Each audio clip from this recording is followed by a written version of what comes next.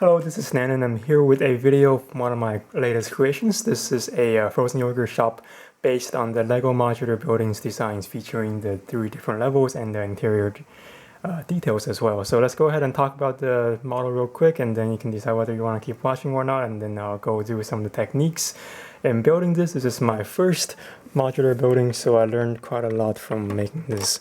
So here are the 3 different levels, and first of all, we have the ground floor, which has the full-blown interior with the store featuring a customer, a salesperson, the dispensers, a aisle for the toppings, and more that I'll talk about later.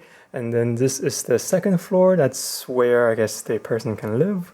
And see a table, a chair, a small kitchen there with a stack of plates, a stove, and a staircase.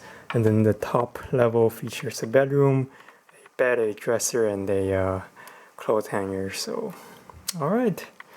So that's the main model. Let me go ahead and talk about the details, the building process, and some of the choices that I've made along the way.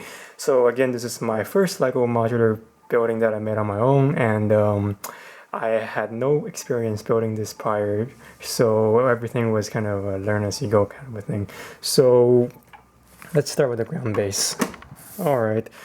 So starting off, I want to make something colorful using, I guess, fruity colors that represents an attractive store where they serve my favorite treat, the frozen yogurt. So let me get rid of the people first. So to do that, and one of the things I realized I had to do was make a texture of the facade, and that's accomplished by using different studs down on top techniques, also these rating bricks and the masonry bricks right here. And the tan parts here, I put them there to complement the tan parts here, so overall you have a reflection of the top and the bottom to tie the 2 sections together. And with the I guess the store logos, this one's actually got quite a story to it. So first off, I wanted to incorporate an ice cream cone there to signify that this is at least an ice cream or frozen yogurt store. And to do that, I added a backdrop of a lime radar dish to kind of frame the ice cream cone. And afterwards, I realized that it needs like a counterpart just for the balance of colors and the balance of shape. So to go with that, I added the green pineapple thing, and you know, the shape of the pineapple and the arch, they both, and the radar dish, they both fit inside an arch, so that overall kind of frames everything together.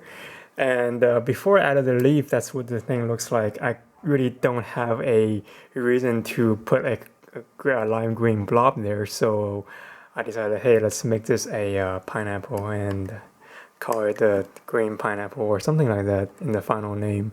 I could have made a yellow to make it more like a pineapple, but then I figured there's already yellow components here in the storefront and also with the umbrella of the hot dog stand, so I should make it green to offer some more variety to the color. And then added the flower bed here and a cool street lamp that I found some of the techniques from based off a few other builders that I've seen. So it's a new design using some techniques that I have seen elsewhere. So that's the main storefront. And going on to the inside of the store, okay, so there's some bright decorations, because nowadays if you go into a frozen yogurt store in the United States, they have a lot of different interestingly designed lamps or whatnot that hangs from the ceilings to make the store look pretty whimsical and delicious. So it features the dispensers here, which you can see the design from this angle is pretty good, and it uses the stickers from the Lego Friends juice bar there. And then on this side you see a trash can, the seats. In the back you can see the little machines that make the frozen yogurt. And then all the way here is a shelf of ingredients that the store owner puts into the frozen yogurt machines. So that's that. One more thing I want to show off. I think I really like how this technique turned out. It's actually the scale. Now the 2x2 round tile is not attached to the bricks. It's actually hovering above it a little bit. You can see from this angle that there's a little gap in between, and that's achieved by using a headlight brick, which creates a small offset, and that kind of elevates the scale up a little bit above the level so that it actually looks more realistic.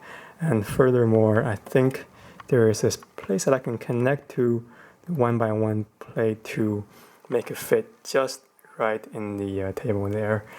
So overall, I'm pleased with how this first floor turned out. Okay, second floor, this is the main quarters for the tenants upstairs. And I decided from the get-go that I wanted to use medium dark flesh to create like an old brick building type. And I didn't want to use the bricks because I kind of wanted to try out the new reverse side with the stripes pattern. I think it turned out pretty decently.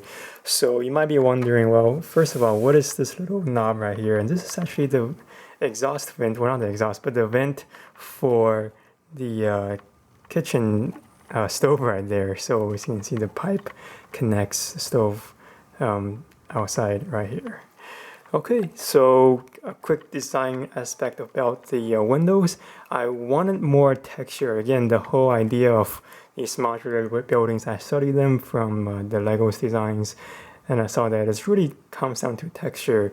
So if I had lined up the windows with the walls, it wouldn't have created the offset, and it would have not have made the front here as interesting as it looks right now. So again, the whole shelf here is also for the texture as well.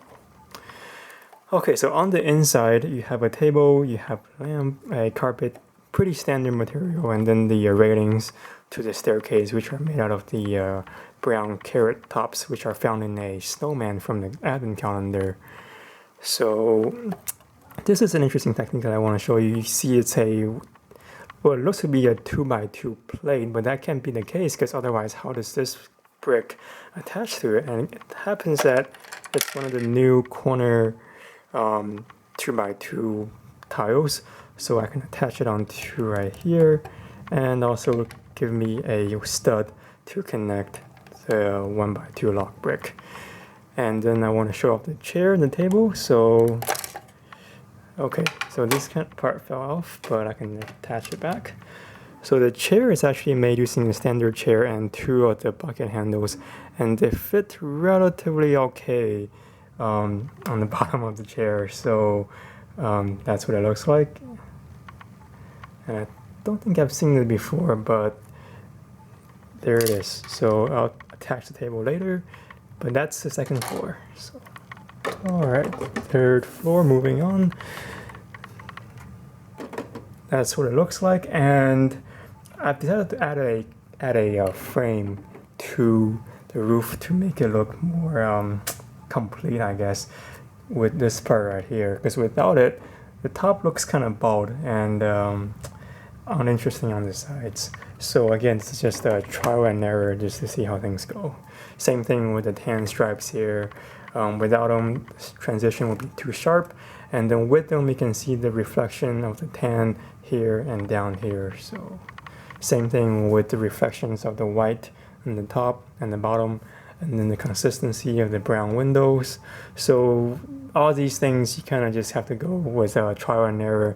A lot of it's knowing what looks right and what doesn't look right.